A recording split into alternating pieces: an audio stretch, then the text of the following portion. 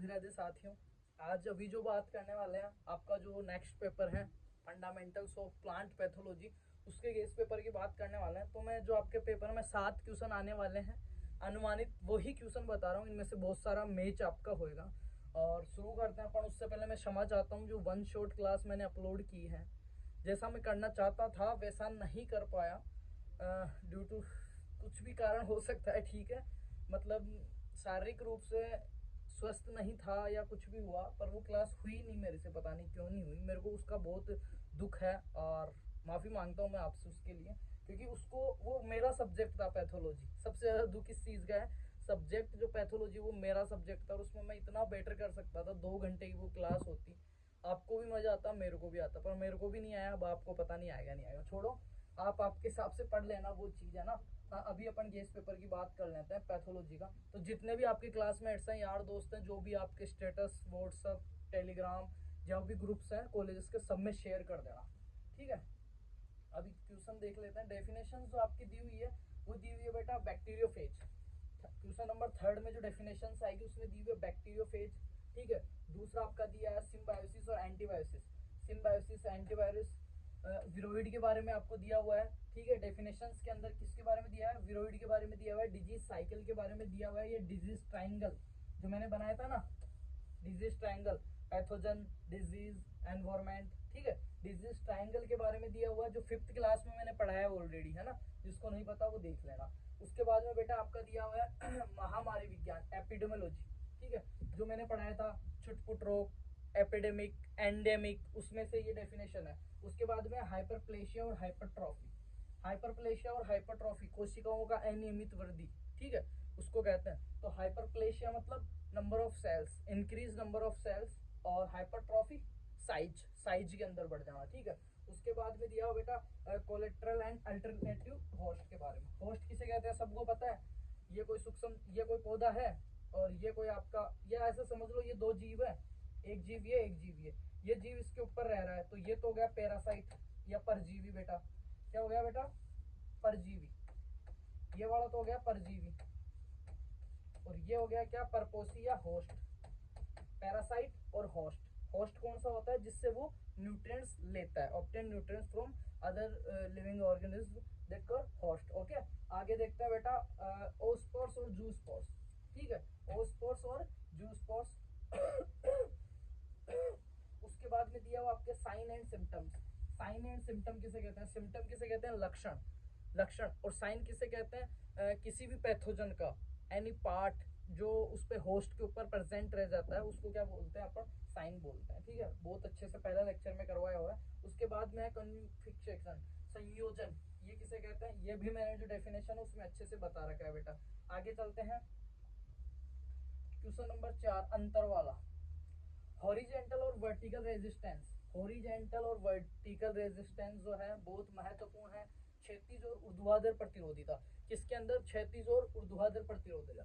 Powdery mildew और downy mildew में आपको अंतर करना है बेटा। पाउडरी मिल्ड्यू और डाउनी मिल्ड्यू, हॉरिजेंटल और वर्टिकल। हॉरिजेंटल और वर्टिकल आपकी जो क्या है रेजिस्टेंस है उसके बारे में। रस्ट एंड स्मट और रूट एंड विल्ट, ठीक है। जंग और स्मट या सड़ान या विल्ट इसी के दूसरा नाम है, ठीक है।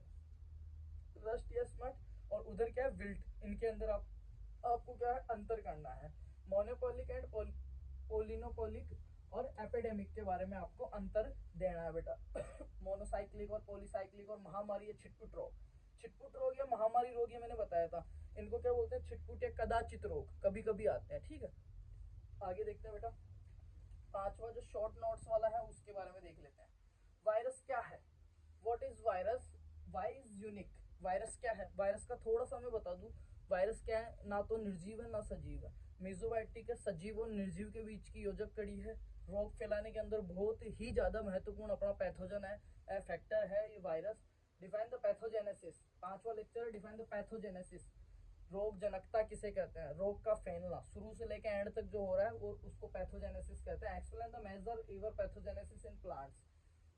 रोग जनन को परिभाषित करें। पौधे में रोग जनन की प्रमुख घटनाओं की व्याख्या करें। बड़े क्वेश्चन में आ सकता है, दोबारा देख लेना। रोग जनन को परिभाषित करो, वो पौधे में रोग जनन की प्रमुख घटनाओं का वर्णन करो, क्या क्या स्टेप्स जो होती है। थर्ड इसमें दिया बेटा बैक्टीरिया को परिभाषित करना है। किसको?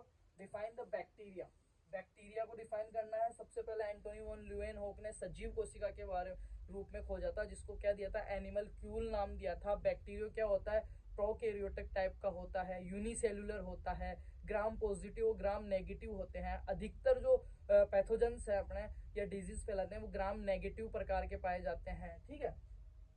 बैक्टीरिया को परिभाषित करना है, बैक्टीरिया में आकार के और प्रजनन के तरीकों का वर्णन करना है। Define the bacteria and describe the morphology and reproduction in bacteria. Okay, उसके बाद में देखते हैं छठवां क्वेश्चन, जो थोड़ा सा बड़ा क्वेश्चन में आपके आता है बेटा। Explain the abiotic causes of the disease. रोग फैलाने के अजैविक जो कारक हैं और अजैविक कारकों से जो रोग फैलता है उसको क्या बोलते हैं बेटा, डिसऑर्डर। कंफर्म, मैंने अंतर बताया था डिसऑर्डर और डिजीज में। डिसऑर्डर और डिजीज में, डिजीज में क्या होता है, जो फैक्टर है वो बायोटिक और एबायोटिक दोनों हो सकता है, पर जो डिसऑर्डर है उसमें क्या रहेगा बेटा, वो क्या रहेगा, एबायोटिक नॉन लिविंग अजीवी रहेगा, कोई भी जीव या सजीव या इन्फेक्शन वाला पार्ट उसमें नहीं रहेगा। नॉन इन्फेक्शन, नॉन लिविंग और एबायोटिक रहेगा, वो क्या कहलाएगा, डिसऑर्डर कहलाएगा बेटा, ठीक है। रोगों के अजैविक कारकों की व्याख्या करेगा, उनके होने वाले 4 उदाहरण दे। अब इसमें 4 उदाहरण कौन कौन से हैं अजैविक वाले, वो आपको देना है, मैंने समझा रखा है ये। या फिर पौधे का रोग क्या है, पौधे का रोग क्या है, कारण और भौगोलिक वितरण के अनुसार पौधे के रोगों का वर्गीकरण कीजिए। What is the plant disease, plant disease क्या है, give classification of disease according to causes और geographical disease with example. Geographical area के हिसाब से हमने पढ़ा था, एपिडेमिक, एंडेमिक, ठीक है, छुटपुट, कदाचित, स्पिरिट रोग, वो सारा आपको समझाना है इसमें। उसके बाद में बेटा प्रजनन क्या है, कवक के प्रजनन के बारे में विस्तार से लिखे। What is the reproduction, what is the reproduction and right in details about reproduction of fungi. Fungi के अंदर आपको रिप्रोडक्शन करना है, किस हिसाब से होता है, क्या क्या स्टेप्स इसकी है बेटा। Give different methods of reproduction in nematodes. 2 के अंदर रिप्रोडक्शन पूछा है इसमें, फंजाई, कवक में और निमेटोड में, ठीक है। बैक्टीरिया का मैंने पढ़ा ही दिया था वन शॉट में थोड़ा बहुत, तो और थोड़ा बहुत आप पढ़ के चले जाना, इतने में काम अपना हो जाएगा। बात करते हैं 7वें क्वेश्चन की, बड़ा जो क्वेश्चन है अपना उसकी। पादप रोग विज्ञान को परिभाषित करें और उसका महत्व और उद्देश्य वर्णन करें। ये जो क्वेश्चन है पैथोलॉजी के प्लेलिस्ट में पहला जो लेक्चर है ना, उससे कंफर्म हो जाएगा का define the plant pathology. Plant pathology को लिखिए, क्या है समझाइए। अगर वो लेक्चर फर्स्ट आपने देखा ना, मैं कह रहा हूँ इतना अच्छा लिख के आओगे आप इसमें कि जिसकी कोई सीमा नहीं है, ठीक है। Define the plant pathology and describe the importance and scope. Importance क्यों महत्वपूर्ण है पैथोलॉजी, और स्कोप इसका दायरा क्या है, ऑब्जेक्टिव्स इसके उद्देश्य क्या है, ठीक है। इसका क्या क्या देखना है अपने को, महत्व देखना है, इसका दायरा देखना है और इसके उद्देश्य ऑब्जेक्टिव्स देखना है, इंपोर्टेंस देखना है और स्कोप देखना है बेटा किसका, प्लांट पैथोलॉजी का, राइट। आ गया role of enzymes and toxin in disease development. Enzymes का, रोग विकास में एंजाइम्स और विषाक्त पदार्थों की क्या भूमिका है, रोग विकास करने में एंजाइम्स की क्या भूमिका है और विषाक्त पदार्थों की क्या भूमिका है। लास्ट क्वेश्चन देखते हैं बेटा 7वें का थर्ड, किन्हीं 6 पादप रोग विशेषज्ञों का योगदान आपको लिखना है, जिसमें जैसे हो गया ईजे बटलर हो गया।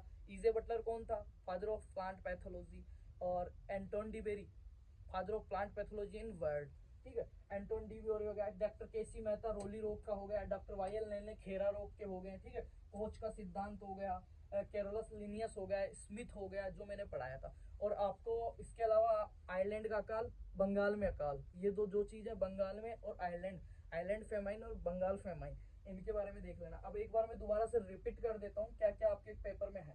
बड़े क्वेश्चन में आपको पढ़ के जाना है क्या बेटा, what is plant pathology, pathology के स्कोप्स, ऑब्जेक्टिव और इम्पोर्टेंस। सेकंड आपको इसमें देखना बेटा role of enzymes and toxins in disease development. Disease development के अंदर क्या योगदान रहता है एंजाइम्स का और टॉक्सिन जो पदार्थ है उनका, और आपको वैज्ञानिकों के बारे में देखना है। उसके बाद में देखना रिप्रोडक्शन देखना है बेटा आपको, प्रजनन क्या होता है, और कवक में और निमेटोड में आपको देखना है। जीवाणु का भी आपको पूछ सकता है, ग्राम पॉजिटिव और ग्राम नेगेटिव में अंतर जरूर देख के चले जाना। What is the plant disease, plant disease क्या है, इनका क्लासिफिकेशन करना है, जियोग्राफिकल एरिया के हिसाब से आपको इसमें क्लासिफिकेशन लिखना है, ठीक है। और एबायोटिक और बायोटिक दोनों का पढ़ना, पर एबायोटिक का महत्वपूर्ण है। बायोटिक में तो सारे आई गए जो अपन पढ़ रहे हैं, फंजाई हो गया, बैक्टीरिया हो गया, ये सब बायोटिक में आते हैं बेटा। उसके बाद में देखना what is a virus, virus के बारे में देखना, पैथोजेनेसिस क्या है, डिजीज ट्रायंगल क्या है, बैक्टीरिया के बारे में आपको समझाना है। उसके बाद में हॉरिजॉन्टल और वर्टिकल रेजिस्टेंस के बारे में बेटा, पाउडर मिल्ड्यू और डाउनी मिल्ड्यू बेटा, रस्ट और स्मैट और मोनोसाइकिल एंड पॉलीसाइकिल के बारे में आपको समझाना है। आपके डेफिनेशंस जो दी हुई है साइन एंड सिम्टम्स हो गया, ओस्पर्स और जूस्पर्स हो गया, अल्टरनेटिव होस्ट हो गया, हाइपरप्लेसिया और हाइपरट्रॉफी हो गया बेटा, एपिडेमियोलॉजी हो गया, डिजीज साइकिल हो गया या ट्राइंगल हो गया, विरोइड हो गया, एंटीबायोसिस हो गया, बैक्टीरियोफेज हो गया। तो ये महत्वपूर्ण जो चीज़ें थी मैंने बता दी है आपको। ये चीज़ें एक बार पढ़ के जाएं, आपका पेपर अच्छा होगा। वीडियो को शेयर कर देना और थैंक यू सो मच। अगला पेपर जो भी है उसका वन शॉट क्लास सारा कुछ मैं अच्छे से प्रिपेयर करके आपको प्रोवाइड करवाऊंगा, वो भी फ्री ऑफ कॉस्ट। तो बाकी सभी को बेस्ट ऑफ लक, बहुत बहुत ढेर सारा प्यार, अपना ध्यान रखें, अच्छे लोगों में रहें, अच्छा खाएं, अच्छा पहने, अच्छा दिखें और अच्छा पढ़े। Thank you so much.